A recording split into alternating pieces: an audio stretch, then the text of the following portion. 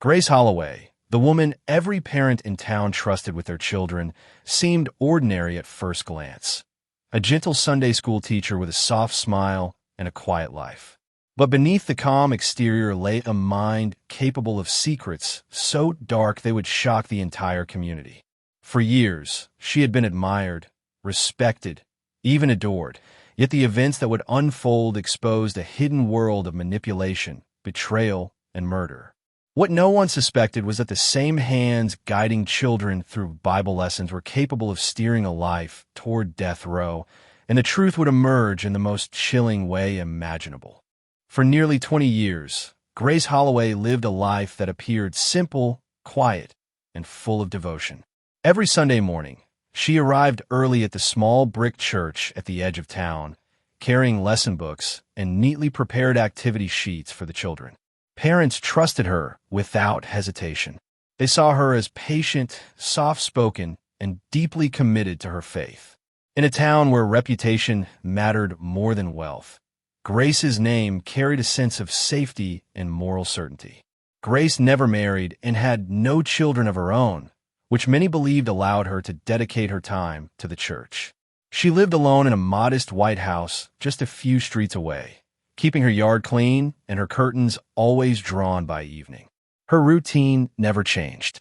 She shopped at the same grocery store, greeted the same neighbors, and returned home at the same hour each night. To those watching from the outside, her life seemed predictable and harmless. People often described her as invisible in the best way. She avoided gossip, stayed away from town drama, and rarely spoke about herself. When tragedies happened in the community, she was always among the first to volunteer help. She wrote sympathy cards, organized food drives, and prayed with families in moments of grief. This consistent kindness built an image that no one questioned. What the town never noticed was how carefully that image had been constructed over time. Grace understood that trust was earned through repetition and silence. Every smile, every act of service, and every gentle word served a purpose. Beneath her calm exterior was a mind that observed people closely, learning their weaknesses and fears. While the town saw a woman devoted to goodness, they never considered that devotion could be a mask, quietly hiding something far darker than anyone was prepared to imagine. The discovery happened just after sunrise, when the river was low and the fog still clung to the water surface. Two fishermen noticed something unnatural caught between the rocks near the bank. At first, it looked like debris carried downstream by recent rain, but as they moved closer, the shape became unmistakable. The body had been wedged there deliberately, held in place by branches as if someone wanted it hidden, but not buried forever. Police sealed off the area within hours. The victim was identified as a well-known local businessman, respected for his success and generosity. He regularly donated to church programs and community events, earning praise for his public kindness. The shock of his death rippled through the town almost immediately. News traveled fast in a place where nothing truly stayed secret, yet no one could understand who would want him dead. The condition of the body raised troubling questions. There were clear signs of struggle, and the injuries did not match an accidental fall. His wallet was missing, along with his watch, but investigators quickly ruled out a random robbery. The scene felt staged, calculated, and cold. This was not the work of desperation. It was the result of planning. As officers traced the victim's final movements, they learned he had not told anyone where he was going the night before. His car was found parked miles away, wiped clean of fingerprints. Surveillance cameras along the roads showed gaps, as if someone knew exactly where to avoid being seen. Each detail added to the growing sense that the killer understood the town far better than outsiders ever could. While fear settled in, daily life continued in uneasy silence. Church bells still rang, stores still opened, and children still attended Sunday school. Among them was Grace Holloway, standing calmly in her classroom, untouched by suspicion. As the town mourned the loss of a man they admired, the person responsible remained hidden in plain sight. The investigation moved slowly at first, guided by routine and caution. Detectives focused on the victim's professional life, searching for business disputes or financial rivals who might have wanted him silenced. His company records were clean, and his employees described him as fair and generous. Nothing pointed to anger or revenge. As days passed with no arrests, attention turned to his personal finances, where the first cracks began to appear. Bank statements revealed unusual activity. Large withdrawals had been made over several months, each carefully spaced to avoid notice. The amounts were not extravagant on their own, but together they formed a pattern that could not be ignored. The money moved through accounts connected to charitable organizations before disappearing into a private account registered under a different name. At first, investigators believed it was a case of fraud unrelated to the murder. Further examination showed that the charities were all linked to the same church. That connection narrowed the focus dramatically. Records indicated that the victim had increased his donations shortly before his death, far beyond what he had given in previous years. There were also unsigned documents suggesting he had been pressured to continue contributing. The tone of those papers hinted at fear rather than generosity. The private account became the key. Though it was registered under an unfamiliar name, digital traces led back to a single address just a few streets from the church. The account had been accessed from the same location repeatedly, always late at night. Investigators began to suspect that someone close to the victim had used trust as a weapon. As police quietly mapped out relationships within the church, one figure appeared again and again in the background of financial records and volunteer lists. Grace Holloway's name surfaced not as a suspect, but as a constant presence. She had handled paperwork, assisted with donations. As investigators dug deeper, the quiet image surrounding Grace Holloway began to fracture. Old records were pulled from storage, and a version of her life emerged that few people in town had ever seen. Years before she arrived at the church, Grace had lived in several different cities, never staying long. Each move followed financial trouble, unpaid loans, or sudden job losses. The pattern suggested someone running, not searching for a fresh start as she had claimed. Further examination revealed that Grace had once faced severe debt after a failed business venture that no one in town knew about. Creditors had chased her for years, forcing her to rebuild her life carefully and quietly. Teaching Sunday school offered more than spiritual comfort. It gave her access to trust, routine, and people who rarely questioned her intentions. Over time, she learned how easily kindness could lower defenses. The victim had first come to her for guidance during a personal crisis. He was generous by nature and open about his struggles, believing the church was a safe place. Grace slowly positioned herself as someone he could rely on. She helped manage paperwork, encouraged donations, and offered constant reassurance. What began as spiritual support quietly shifted into control. She understood his fears, his habits, and his need to be seen as a good man. When financial pressure returned to her own life, Grace crossed a line she could not uncross. She justified her actions as temporary, convincing herself she would fix everything later. But the theft grew larger, and the lies became harder to maintain. Eventually, the victim noticed discrepancies in his accounts. His growing suspicion threatened the carefully built world Grace depended on. Faced with exposure, Grace did not seek help or confession. Instead, she retreated inward, planning in silence. The calm that others admired masked a growing desperation. The evidence began to surface piece by piece, tightening around Grace Holloway in a way that could not be undone. Investigators returned to the night of the murder and reconstructed every possible movement. Traffic cameras captured a familiar vehicle passing through an intersection near the river, its license plate partially visible. When enhanced, the image matched Grace's car. She had always claimed she stayed home that evening, but the footage told a different story. Phone data added another layer. Her mobile device connected to cell towers near the river during the same window of time when the victim disappeared. Later that night, the signal returned to her neighborhood, following a route that avoided major roads. Forensic analysts noted the precision of the path, suggesting someone who knew the area well and understood how to move unnoticed.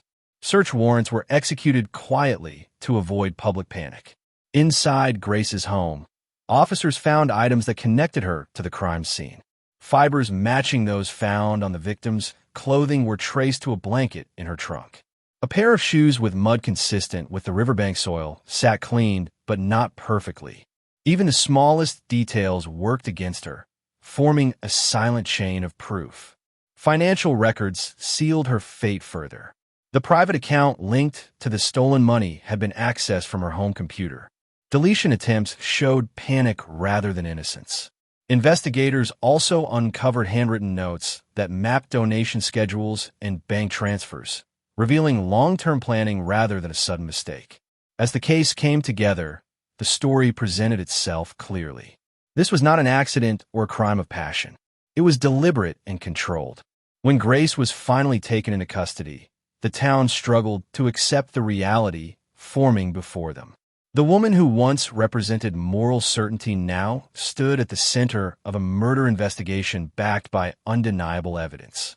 The trial drew attention far beyond the small town where the crime had taken place. Reporters filled the courthouse, and cameras followed every movement outside, turning a once private tragedy into a national spectacle. Inside, the atmosphere was heavy and controlled, shaped by the seriousness of the charges and the punishment being sought. From the beginning, it was clear that the case would not be decided by emotion, but by the weight of evidence. Prosecutors laid out a careful timeline, starting with the financial manipulation and ending at the riverbank. They presented records showing how trust had been used as a tool and how planning had stretched across months. Expert witnesses explained the forensic findings in simple terms, linking physical traces directly to Grace's movements. Each detail reinforced the idea that the crime was not impulsive, but calculated. The defense attempted to shift the focus towards psychological strain. They pointed to Grace's isolation, her past financial struggles, and the pressure of maintaining a flawless public image. Medical reports described stress and emotional instability, suggesting that fear had driven her actions rather than cruelty. Still, these arguments struggled to overcome the clear structure of the prosecution's case. As the days passed, the image of Grace as a gentle teacher continued to fade. Court documents exposed the contrast between her public role and her private actions. Jurors were shown how her calm demeanor had allowed her to avoid suspicion for so long. The careful planning, the effort to erase digital trails, and the staged crime scene all pointed toward intent. Public reaction was divided but intense. Some expressed disbelief, while others felt betrayed by someone they had trusted completely. The trial forced the country to confront an uncomfortable truth about appearances and faith. By the time closing arguments ended, the outcome felt unavoidable. The day the verdict was delivered arrived with a quiet heaviness that filled the courtroom long before proceedings began. The evidence had already been examined, the arguments exhausted, and the public opinion largely formed. Grace sat still as the legal process reached its final stage, no longer shielded by routine or belief. The certainty she had once carried through her carefully ordered life was gone, replaced by the slow understanding that control had slipped from her hands completely. As the decision was read, the reality of her future became unavoidable. The punishment was no longer an abstract possibility discussed in legal terms. It became a fixed destination. Every choice she had made, every calculated step taken to protect her secret life, now led to a single outcome. The teachings she once shared about forgiveness and salvation offered no protection here. The law measured actions, not intentions. In that moment, the full weight of her transformation settled in. She was no longer a respected figure or a trusted guide. She was defined by evidence, timelines, and consequences. The image she had spent decades building collapsed into something unrecognizable. The calm expression she maintained for years could not erase the knowledge that she would spend the rest of her life behind bars, waiting for an end she could not delay. Observers noted the stillness that surrounded her as the courtroom emptied. There was no dramatic reaction, no visible collapse. Instead, there was acceptance, shaped by exhaustion rather than peace. Grace finally understood that planning could only go so far, and that deception always demands a price. For the first time, she faced herself without disguise. The future stretched ahead, narrow and unforgiving. Death row was no longer a distant concept reserved for others. It was her reality, sealed by her own decisions, and there was no lesson left to teach that could change it. Grace Holloway's sentence to death row marked the final chapter in a story that had once seemed unimaginable to the town she had once guided. The news spread quickly, shocking neighbors, parishioners, and families who had trusted her without question. The church, once a hub of community life, fell silent.